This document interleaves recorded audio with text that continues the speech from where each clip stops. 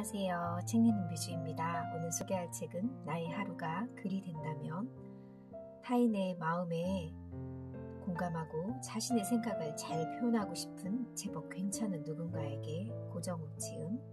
글쓰기 근육을 키우는 사소한 습관, 더 맛있는 글을 위한 글력, 운동. 고정욱 작가의 자기계발 에세이 출간. 출판사는 애플 북스. 저자 고정욱 지음.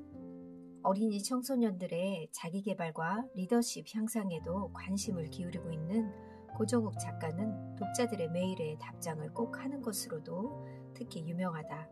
그의 메일함에는 미래의 작가를 꿈꾸거나 혹은 고정욱 작가처럼 글을 잘 쓰고 싶어하는 청소년 팬들의 질문으로 가득하다. 성균관대학교 국문과와 대학원을 졸업한 문학박사인 고정욱 작가는 어릴 적 소아마비를 앓아 휠체어를 타지 않으면 움직일 수 없으며 장애인이 차별받지 않는 세상을 만들기 위해 노력하고 있다. 또한 마음의 장애를 갖고 있는 청소년, 가정 불화와 학교, 폭력, 경제적 어려움에 처한 청소년에게 꿈을 주기 위해 1년에 300회 가까이 전국 초중고에서 강연을 하고 있다. 문화예술 분야 진흥에 이바지를 한 공을 인정받아 2012년 제7회 대한민국 장애인 문화예술상 대상을 수상했다.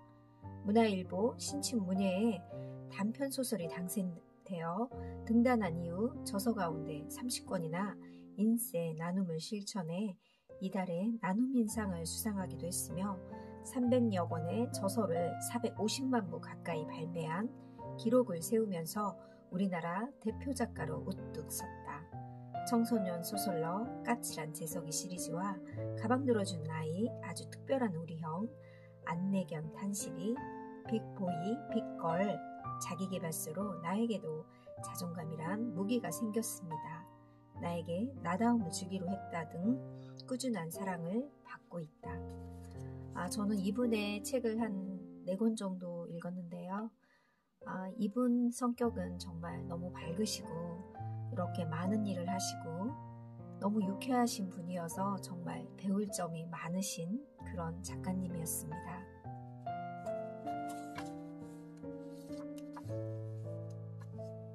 차례, 머리말, 파트 1부, 2부, 3부, 4부 이렇게 되어 있고요.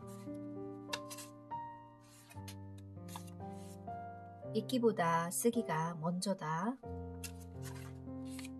글을 좀 쓰는 사람들을 보면 어려서부터 글을 잘 썼다고 하지 어려서부터 책을 좋아했다는 말은 하지 않는다. 쓰기와 읽기는 별개의 능력이다.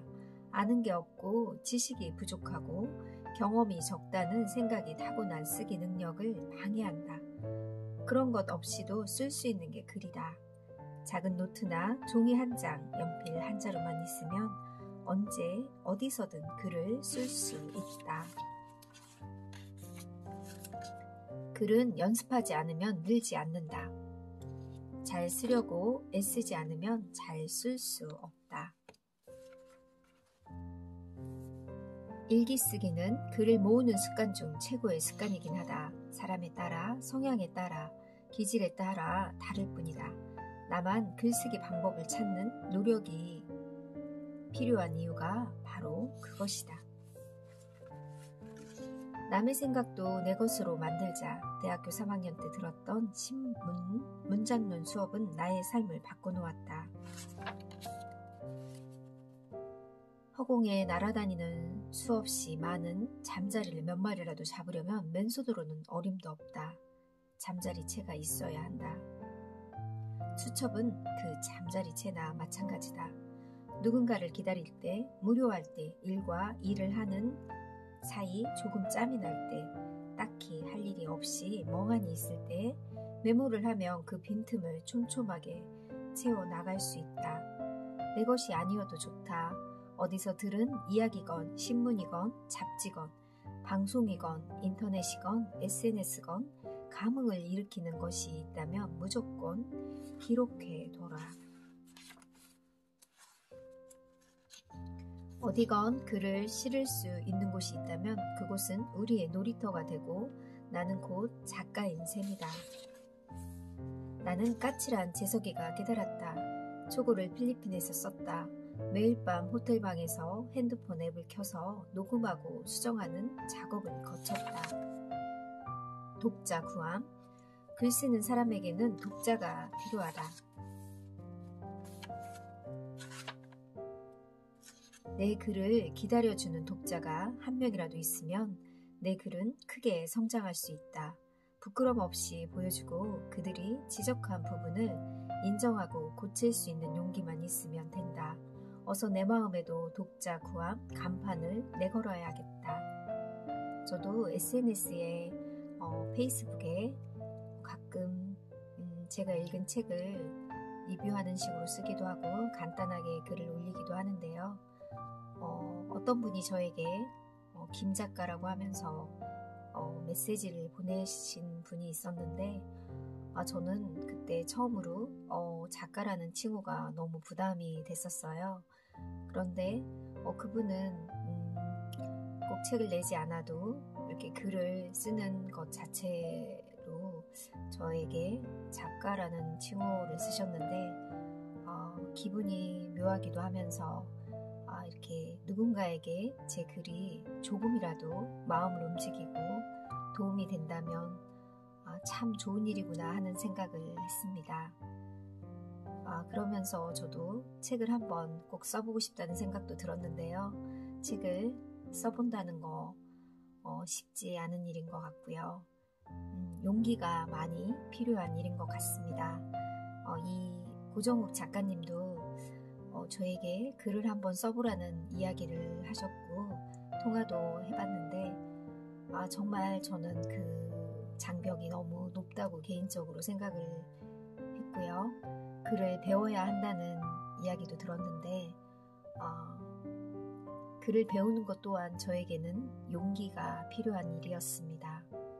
그래서 조금씩 글을 써보곤 있는데 막연히 제가 써보고 싶다는 생각은 들지만 정말 제가 실천으로 옮길 수 있을지 저도 제 마음을 잘 모르겠더라고요. 아무튼 이 책은 누군가가 글을 써보고 싶다는 생각이 들거나 SNS도 잘 써보고 싶다는 생각이 든다면 이 책을 꼭 한번 읽어봐도 좋을 것 같습니다. 상처에 감사하라. 나는 교수가 되지 못한 것보다 장애인이라는 상처가 더 크다. 그 상처는 지금 현재 진행형이기도 하다. 장애는 더 나빠지면 나빠졌지 더 좋아지지 않기 때문이다. 아픔과 고통은 끊임없이 새롭게 얼굴을 바꿔가며 나타난다. 이런 상처 때문에 죽고 싶다는 사람이 나올 수밖에 없다. 하지만 나는 장애라는 이 상처로 인해서 글을 쓰게 되었다. 많은 동화를 썼고 적지 않은 칼럼을 썼다. 섣불리 상처를 봉합하려 하지 마라. 상처가 생기고 그 뒤에 오는 고통, 회복, 치유의 과정 하나하나가 수없이 많은 글을 만들어낼 수 있는 이야기 거리다. 여러분에게 상처가 있다면 그 상처를 외면하지 마라. 덮지 마라. 있는 그대로 받아들이고 감사하자. 저는 이분의 세바시 고정욱 작가 치면 나오는데요. 이분의 강연을 제가 세바시 강연 물론 유튜브 강연으로 들었지만 8년 전에 들었던 것 같아요. 그때 저는 정말 이런 분이 계시는구나 하면서 감동을 많이 느꼈고 너무나 밝고 긍정적인 작가님의 모습을 보고 정말 본받고 싶고 배우고 싶다는 생각이 들었는데요. 저는 잘 되지 않는 것 같아요.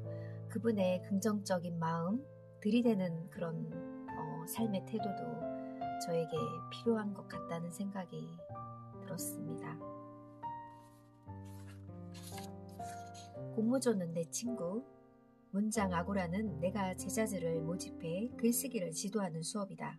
총 12회 정도 가르치는데 1주나 2주에 한 번씩 모두 12번 만나거나 줌을 이용해 글쓰기를 봐준다.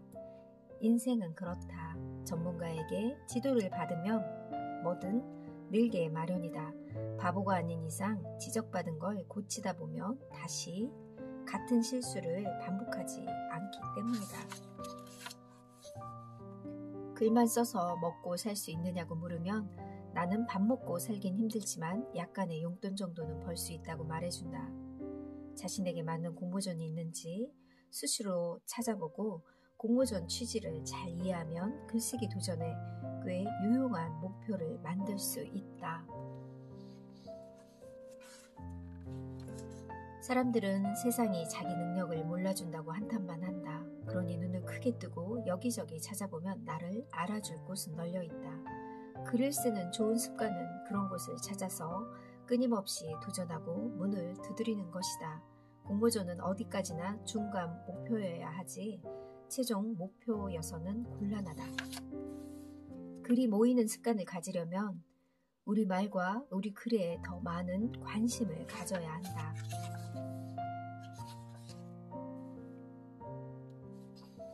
글쓰기에 좋은 경험은 없다. 글 쓰는 사람들을 보면 누구나 결국 자기 이야기를 쓰게 된다. 아무리 멋진 이야기라도 소용없다. 진짜 이야기는 내 이야기인 것이다. 글을 쓰고 싶다고 찾아오는 사람들에게 나는 이렇게 말한다. 진정한 글은 내 안에 있다. 내가 모르는 분야는 쓰지 마라. 내가 가장 잘 아는 이야기를 찾아 그 이야기를 바탕으로 글을 써라. 누구나 책 몇 권 쓸 정도의 특별한 삶을 살고 있는 것을. SNS 글쓰기 연습장으로 삼자. 글쓰기 배우러 오는 사람들에게 나는 SNS 글쓰는 코칭부터 해준다. SNS에 대한 전략이 없기 때문이다. SNS는 나 혼자만의 공간이 아니다. 간혹 단발마적으로 욕설을 날리거나 한두 문장 알쏭달쏭한 글을 올리는 사람이 있다. 또 어떤 사람은 일기처럼 오만 쓸데없는 이야기들을 꾸준히 올린다. 이런 글은 가히 공해라 할 만하다. 그러면서 사람들이 왜 자신의 글에는 좋아요를 안 누르는지 모르겠다고 한다. 10여 줄의 SNS 문장, 거기에 살을 붙이면 긴 이야기가 되고 장편 소설이 되는 법이다. SNS에서 좋아요를 많이 받는 글들은 공통점이 있다. 진솔한 글, 고통이나 아픔을 그대로 드러내는 글, 그리고 재미있는 글이다. 내 손안에 있는 글쓰기 연습장인 SNS에 글쓰기를 시작해보자. 출판사가 글을 올리면 홍보지만 작가가 올리면 스토리다.